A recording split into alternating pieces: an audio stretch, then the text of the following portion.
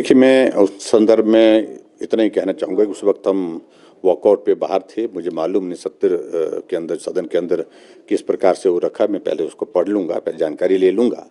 लेकिन जो मुझे जानकारी मिली है वो जानकारी ये मिली है कि सिर्फ 2 महीने के लिए डेफर करेंगे, यानी कि 2 महीने के बाद लेंगे, 2 महीने तक नहीं लेंगे, यही बात कही है। और मैं समझता हूँ कि इस सारे विषय को लेकर के सही तो ये था कि मुख्यमंत्री जी जो अपने सीपीएस बनाए हैं, जिनको हम मानते हैं कि वो अनकॉन्स्टिट्यूशनल है, मामला कोर्ट में लंबित है, उनको हटाते तो मुझे लगता है कि तब ये 2 महीने डिले करने की आवश्यकता भी नहीं पड़ती है, जो सैलरी और अलाउंसेस की अगर बात कही है उनने। लेकिन इसके अलावा शुरुआत करनी है तो उनके चेयरमैन बने हैं, उनके सीपीएस बने हैं, वहाँ से शुरुआत करनी चाहिए थी। मैं उन सारी चीज़ को लेकर के ज़्यादा भी कहना नहीं चाहता, मैं थोड़ा सा अध्ययन कर लूँगा क्या उनने उसमें लिखा है, क्या उनने बात कही है। लेकिन इतने मैं ज़रूर कहना चाहता हूँ, प्रदेश की आर्थिक स्थिति को खराब करने में कांग्रेस की सरकार ने कोई कसर नहीं। हर व्यक्ति कैबिनेट रैंक के साथ, हर व्यक्ति कैबिनेट रैंक के साथ, एक तो ये बात। और दूसरी बात, जहाँ प्रयत्न इस दिशा में होने चाहिए, जैसे आज एक्साइज को लेकर के उनने बहुत बड़ा शोर करने की कोशिश की। हकीकत बताइए, सच्चाई बताइए, सच्चाई क्या है? हकीकत ये है कि जो हमारा लास्ट फाइनेंशियल ईयर था जिसमें मैं मुख्यमंत्री था, उस वक्त इंक्रीज 23%, 23 पॉइंट कुछ हुई है उस वक्त इंक्रीज।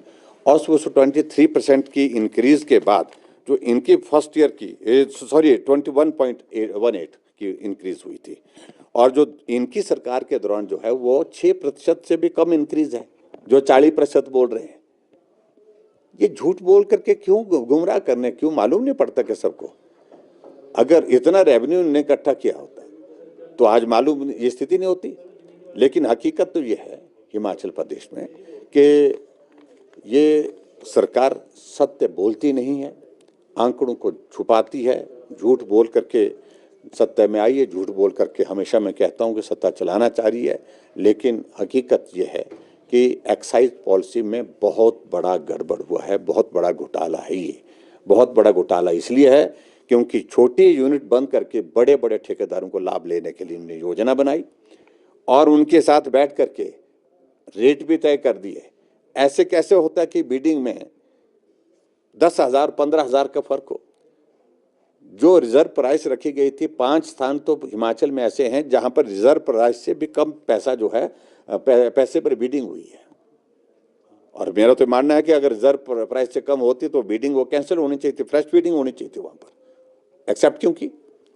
और उसके बाद कुछ है कि ऊना की अगर बात करें, ऊना की बात कह रहे हैं कि वहां पर हमने 6 बार 7 बार जो है उसमें बिडिंग की, और उसके बाद ऊना में बिडिंग को जानबूझ करके प्रभावित किया क्योंकि किसी एक व्यक्ति विशेष को वहां पर उसका लाभ देना था।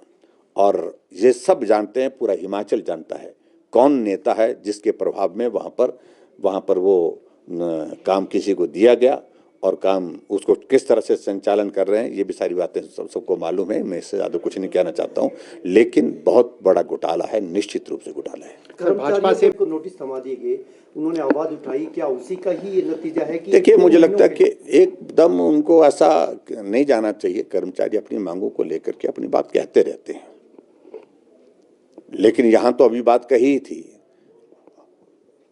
सुखू जी बोलते कि मैं कर्मचारी हितैषी हूं और कर्मचारियों के हित के लिए मैंने बड़े फैसले लिए हैं, लेकिन ये कर्मचारी सड़कों पर क्यों है? ये बहुत बड़ा प्रश्न है।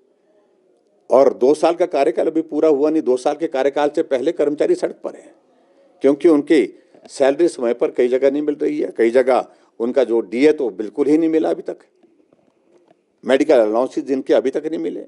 ऐसे बहुत सारी चीज़ों को लेकर के इन्होंने बहुत सारी बातें कही हैं। मैं सिर्फ इतना ही कहना चाह रहा हूँ इस सारे विषय को लेकर के कि मुख्यमंत्री जी कर्मचारियों की बातों को सुने, बजाय उनको इस प्रकार से नोटिस देने के बजाय पहले मुझे लगता कि वार्ता की आवश्यकता थी, चर्चा की आवश्यकता थी, और उसके बाद फिर आगे की चीज़ें आगे होती हैं। और लोकतंत्र में अपनी बात कहने का अधिकार सबको है।